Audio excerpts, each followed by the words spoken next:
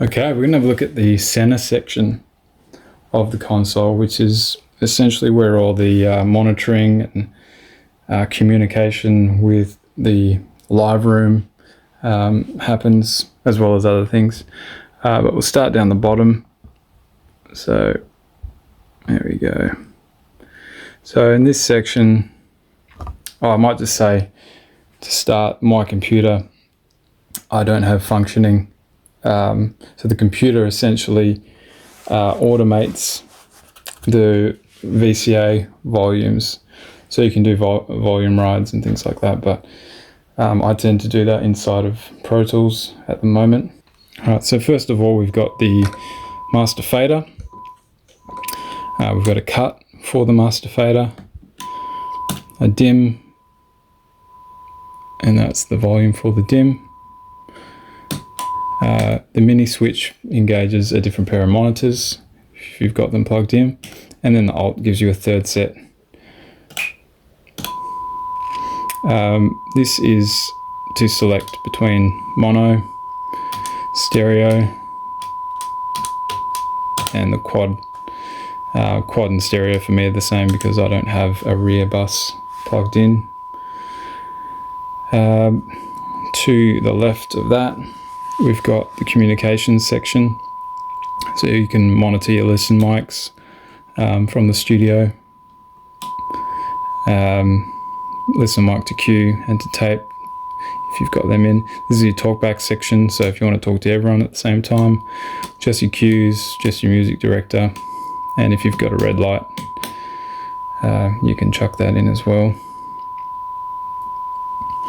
Here we've got how your meters work, what your quad is metering.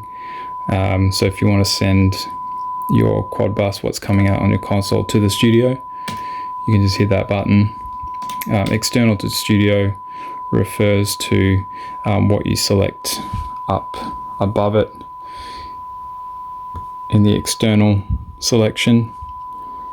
It'll send that to the studio as well. We've got a Vca Trim, which you engage, and then you can either boost it or you can pull it down, and that'll basically trim every channel on the console that is assigned to a VCA, which is a great tool to have if you want to bring your overall mix down or up, or just certain parts of the mix down. And the way you do that, say you want to bring everything down except the vocal, you just put the vocal, assign that on the VCA wheel to I, which makes it independent of the VCA trim, and you can pull everything else down and the vocal will remain. So that's a cool little thing there. The auto fade is exactly what it is. It automatically slowly fades out and then fades back in when you turn it off.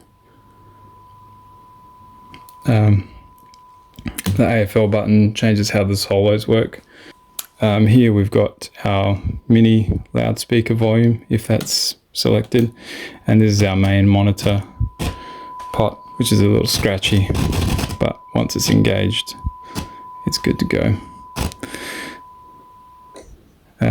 Up here, here we've got our feeds to the studio, that is the live room. So is our cues master volume and our studio loudspeaker master volume.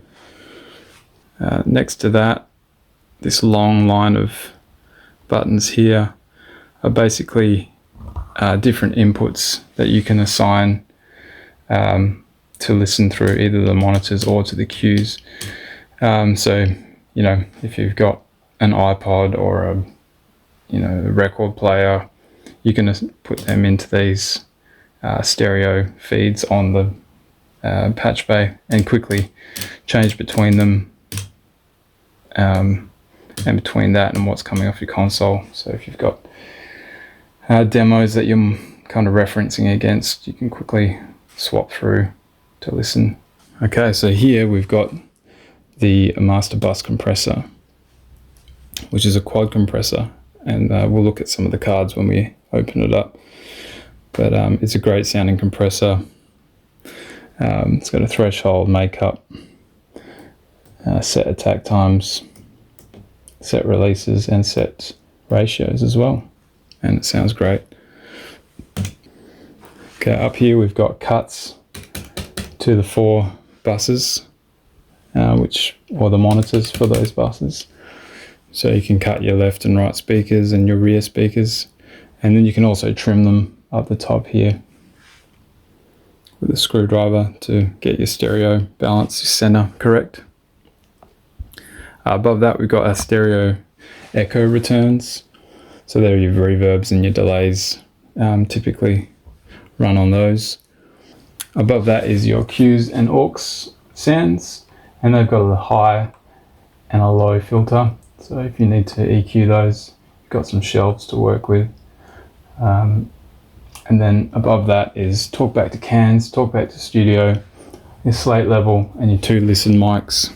As I said before, my signal generator's on the fritz, so that's this top section here, which is not functioning. And then you've got your lights, which denote whether you've got those DC power voltages present on the console, which we'll look at as well. Alright, so the next thing we're going to have a look at is how to raise up this center section to test the voltages and to have a look at cards if they go on the fritz, or just have a look. So the first thing we're going to do is take these scribble strips off, and then there's just 4 hex screws that we just got to take out.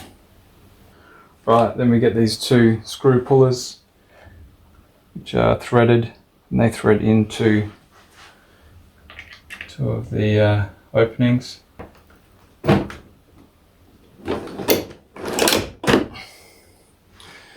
There we go. So each of these cards kind of relates to where it is on the center section. So you've got your signal generation stuff up here, and your cue cards, stereo, echo return stuff. Then you've got, we'll have a look at these main quad bus cards. Usually there's 4. I've just got 2 in there because I don't use the rear buses, so just left and right. So take one out and have a look at it. So you can see there, you've got the 2 DBX VCAs that do your volume control automation for the compressors. These have been recapped, as you can see, with new electric lytics, which we recommend doing, as the old stuff can get leaky, and the new electrolytics that are out now are just so much better than the technology that these were originally built with. A lot of these line drivers you can swap out as well and upgrade. We've done that, changed this one into a G series topology, which can extend the bottom end, and there's another mod we did that extended the top end as well. And they just come in and out quite easy for servicing, and then just slide back in like that.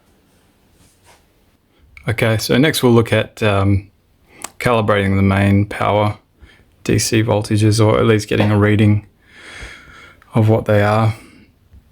This is important for the console to function optimally.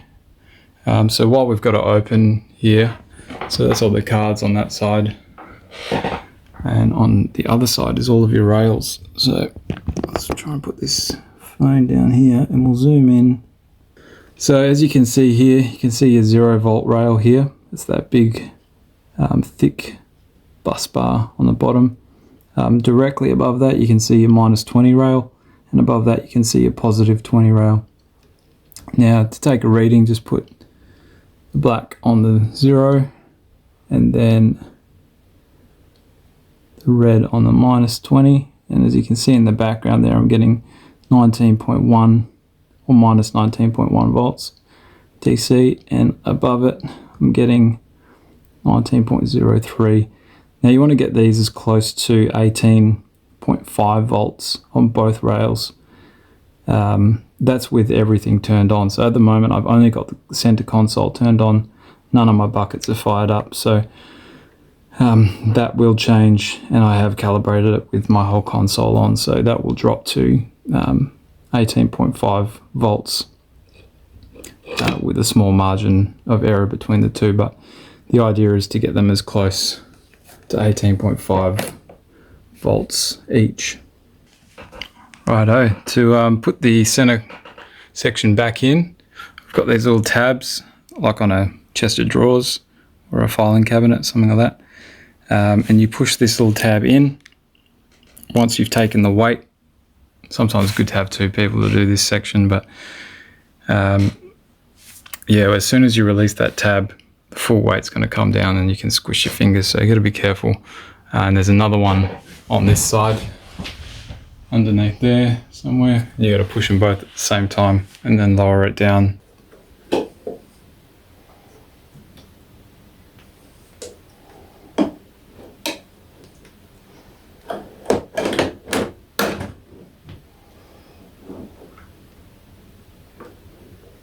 And then transfer your fingers to the screws, and Bob's your uncle. Take the screws out, screw pulls, and then we just put back the 4 hex screws.